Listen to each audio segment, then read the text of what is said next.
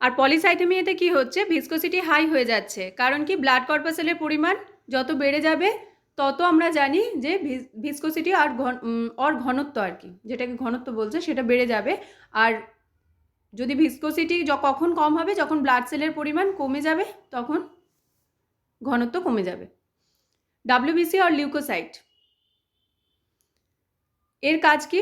In this type 5 various types of cell are present. এখানে দেখা যায় 5টা বিভিন্ন ধরনের সেল আছে, তাদের ফাংশনগুলো আলাদা আলাদাভাবে এখানে আলোচনা করা হয়েছে। দেখি নিউট্রোফিলের কাজ কি। Main function of neutrophil is phagocytosis and destruction of bacteria with lysozyme. তাহলে নিউট্রোফিলের মেন কাজ হলো ফ্যাগোসাইটোসিস করা এবং লাইসোজাইমের দ্বারা ব্যাকটেরিয়াকে ধ্বংস করা।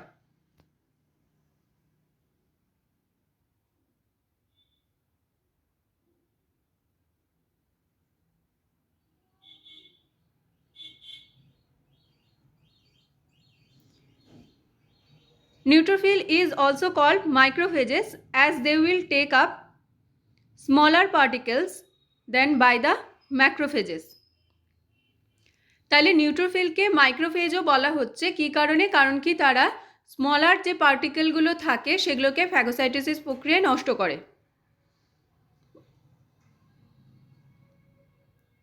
ম্যাক্রোফেজ, দেখো এখানে যে কথাটা লেখা রয়েছে, ম্যাক্রোফেজ মানে নিউট্রোফিলের থেকে আরেকটু আয়তনে বড় এরকম, যারা লার্জার পার্টিকেলগুলোকে ফ্যাগোসাইটোসিস প্রক্রিয়ায় নষ্ট করে। This are called first line defence. তার মানে নিউট্রোফিল হচ্ছে এই ফার্স্ট লাইন ডিফেন্সটা করছে। এই ফার্স্ট লাইন ডিফেন্স কাকে বলে সেটা আমরা আগের যে ভিডিওগুলো রয়েছে সেখানে আলোচনা করেছি। As this move first to fight the ইনভেডিং bacteria. কেন ফার্স্ট লাইন ডিফেন্স বলা হচ্ছে এটাকে? কারণ কি নিউট্রোফিলকে দেখা যায় যে যখনই কোনো ব্যাকটেরিয়া ইনভেড করে শরীরের মধ্যে ঢুকছে তখনই তার বিরুদ্ধে ও ফাইট শুরু করে। অ্যাক্টিভেটেড নিউট্রোফিল এনগাল্ফ ব্যাকটেরিয়া, মানে যে সমস্ত নিউট্রোফিলগুলো অ্যাক্টিভ হয়ে গেছে সেগুলো কিন্তু ব্যাকটেরিয়াকে গিলে ফেলে। This process is called phagocytosis, মানে এই প্রক্রিয়াটাকে ফ্যাগোসাইটোসিস বলা হচ্ছে, এটা আমরা আগেও ভিডিওতে আলোচনা করেছি। Different enzyme is released by neutrophil into the phagocytic vesicle, মানে বিভিন্ন ধরনের এনজাইম রিলিজ হয় এই নিউট্রোফিলের দ্বারা এই ফ্যাগোসাইটিক যে ভেসিকেল রয়েছে তার মধ্যে, মানে ফ্যাগোসাইটিক প্রক্রিয়ায় প্রসেসের ফ্যাগোসাইটিক যে প্রসেস তার মানে সেই সময়তে যে ভেসিকেলটা তৈরি হচ্ছে যার মধ্যে এই ফ্যাগোসাইটিক প্রসেসটা ঘটছে আর কি, ফ্যাগোসাইটোসিস ঘটছে, সেই ভেসিকেলের মধ্যে নিউট্রোফিল কী করে? ডিফারেন্ট এনজাইম রিলিজ করে। The bacteria are then killed and digested. সেই এনজাইমগুলো কী করে? এই ব্যাকটেরিয়াগুলোকে মেরে ফেলে এবং ডাইজেস্ট করে দেয়। এরপরে দেখে নেব ইওসিনোফিল এর ফাংশন কি। Eosinophil contain a major basic protein which damages the larva of parasites. তাহলে ইওসিনোফিল কন্টেন করে কি নাকি বেসিক কিছু প্রোটিন যেগুলো নষ্ট করে প্যারাসাইটের লার্ভাকে। These are there is one eosinophilic protein which probably neutralizes heparin. তাহলে এই ইওসিনোফিলিক কিছু প্রোটিন আছে ইওসিনোফিলের মধ্যে যেগুলো কি করে? হেপারিনকে নিউট্রালাইজ করে। হেপারিন কি সেটা আমরা আবার পরের ভিডিওতে আলোচনা করে দেব। শুধু জেনে রাখো এখন যে হেপারিন নিউট্রালাইজ করে দিচ্ছে ইওসিনোফিলিক প্রোটিনের দ্বারা, মানে নিউট্রালাইজ হয়ে যাচ্ছে হেপারিনটা।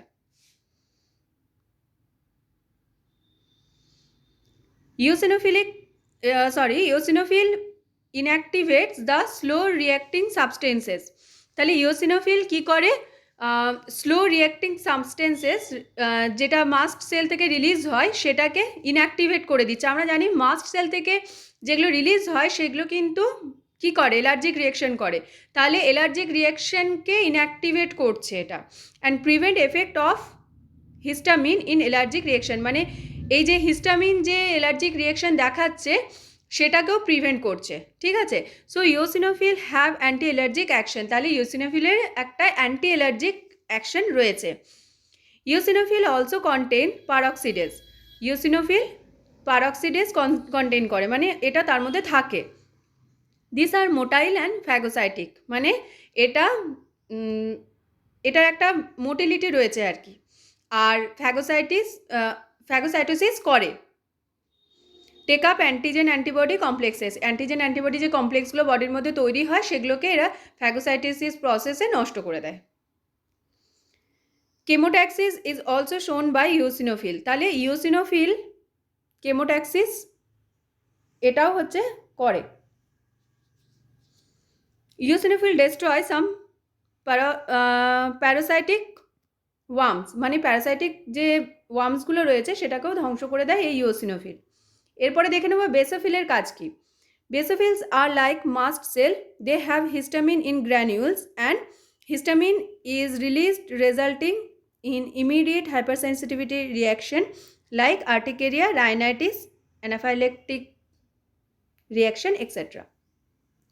তাহলে বেসোফিল হচ্ছে মাস্ট সেলের মতো কিছুটা, যার হচ্ছে হিস্টামিন রয়েছে। হিস্টামিন কোথায় রয়েছে? এর গ্র্যানুয়েলের মধ্যে রয়েছে। আর আমরা জানি হিস্টামিন কি করে, এটা হচ্ছে hyper sensitivity reaction, allergic reaction এরকম দেখায়। এবং হাইপার সেন্সিটিভিটি রিয়াকশন যখনই হচ্ছে তখন কিন্তু কি হচ্ছে, আর্টিকেরিয়া হচ্ছে, রাইনাইটিস হচ্ছে, অ্যানাফাইল্যাক্টিক রিয়াকশন এগুলো হচ্ছে।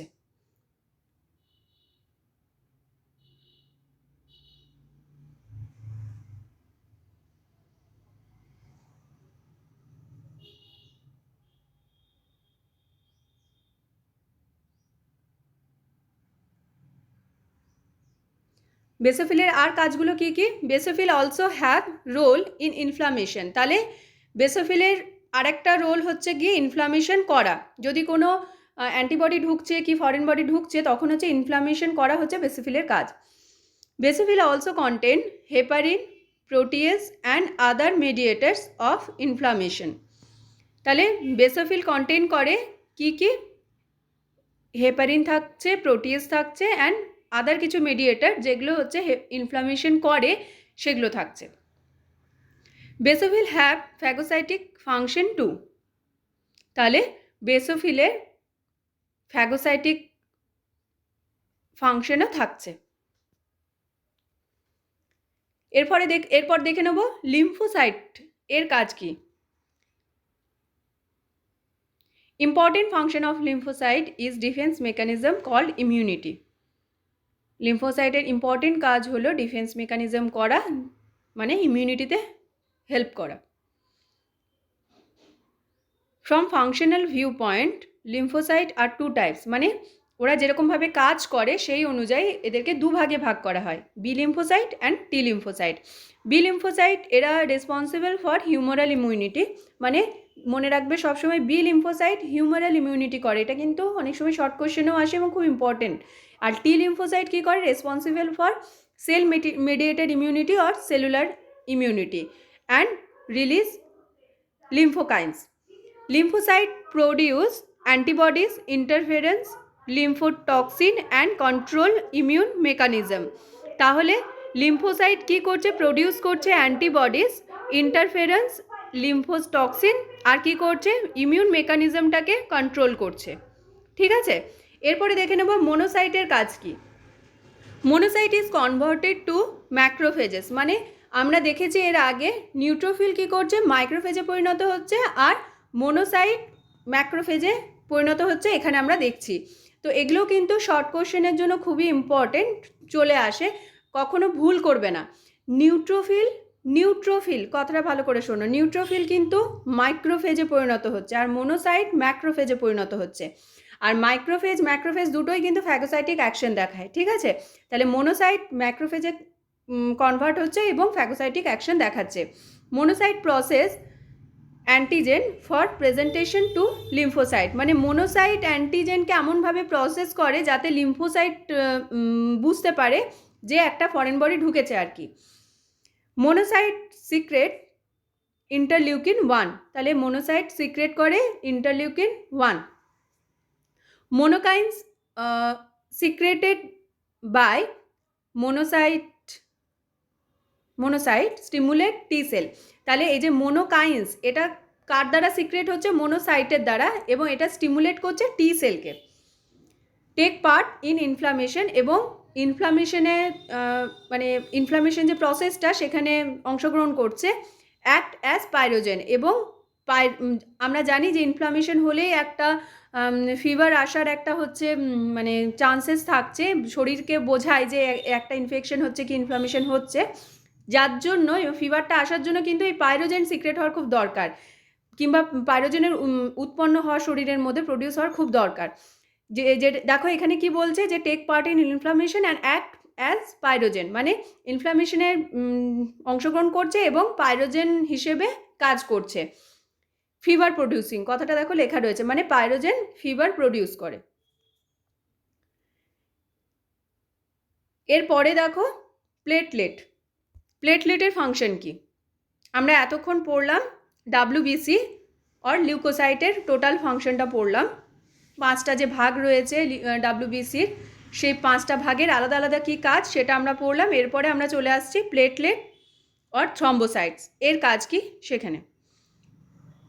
The most important function of platelets are temporary hemostasis by platelet plug formation, মানে মোস্ট ইম্পর্টেন্ট ফাংশন প্লেটলেটের কি, যে টেম্পোরারি হিমোস্ট্যাসিস করে, পার্মানেন্ট নয়, টেম্পোরারি হিমোস্ট্যাসিস করছে। হিমোস্ট্যাসিস কথাটার অর্থ, হিম কথাটার মানেই জানি যে ব্লাড সংক্রান্ত কিছু, স্ট্যাসিস কথাটার মানে স্থিতি, তাই তো? তার মানে ব্লাড যদি মানে ব্লিডিং যদি হতে থাকে, ব্লাড যদি বের হতে থাকে শরীর থেকে, তাহলে সেটাকে আটকাবে কি করে? সেই কাজে হেল্প করে প্লেটলেট। কীরকমভাবে করে সেই হেল্পটা? প্লেটলেট প্লাগ ফর্মেশনের মাধ্যমে। এই প্লেটলেট প্লাগ ফর্মেশন করে সে ব্লাড যাতে শরীর থেকে বেরিয়ে না যায় তার জন্য, সেটাকে রিপেয়ার করার জন্য সেই কাজটা করে।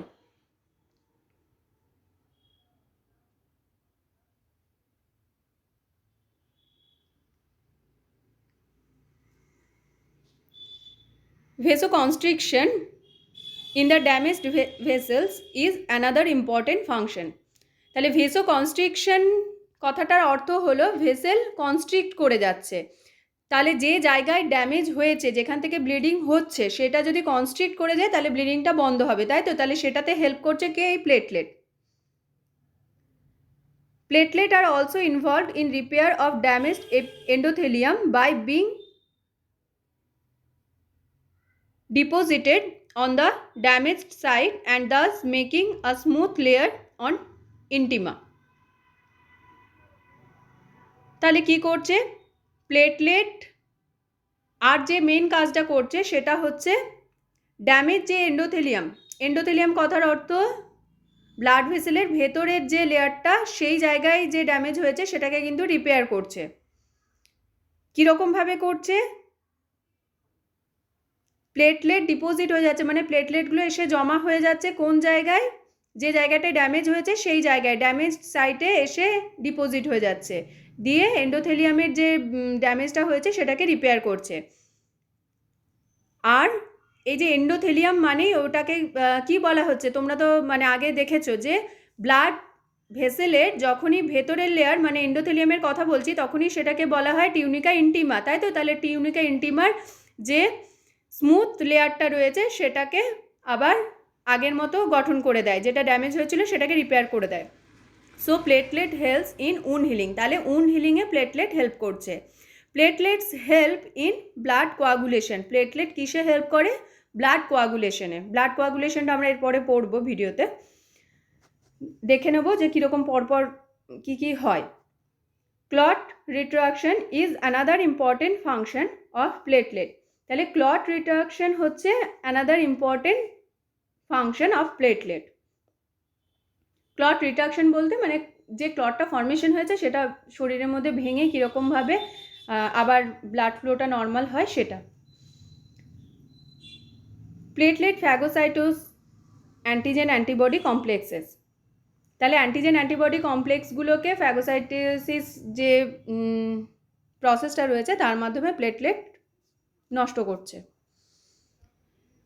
Play important role in inflammation by coagulating the exudate and localize the microbe which cannot spread. কি করছে? ইনফ্লামেশনে একটা ইম্পর্টেন্ট রোল কীরকমভাবে পালন করছে, যে এক্সুডেট যেগুলো রয়েছে সেগুলোকে কোয়াগুলেট করে দিচ্ছে এবং মাইক্রোবস সেখান থেকে যাতে সারা শরীরে ছড়িয়ে না পড়ে তার জন্য এক জায়গায় করে সেটাকে নষ্ট করছে। এরপরে দেখে নেব ফাংশন অফ প্লাজমা। তাহলে প্লাজমার মধ্যে কি কি জিনিস থাকে সেগুলো আলাদা আলাদাভাবে কি কাজ করে সেগুলো বলতে হবে। তাহলে দেখো, প্লাজমার মধ্যে আমরা জানি বেশিরভাগটাই হচ্ছে ওয়াটার। এটা কি করে? It absorbs, transport and releases heat, মানে এটা অ্যাবজর্ব করতে সাহায্য করে, ট্রান্সপোর্ট করতে সাহায্য করে এবং হিটটাকে রিলিজ করতে সাহায্য করে। প্লাজমার মধ্যে আরেকটা যে কম্পোনেন্ট সেটা হলো প্লাজমা প্রোটিন, খুব important. Plasma protein have many function. কী কী সেগুলো? These are plasma proteins are responsible for maintaining colloidal osmotic tension that is 25 mm of Hg, মানে প্লাজমা প্রোটিনের জন্য এই যে কোলয়েডাল অসমোটিক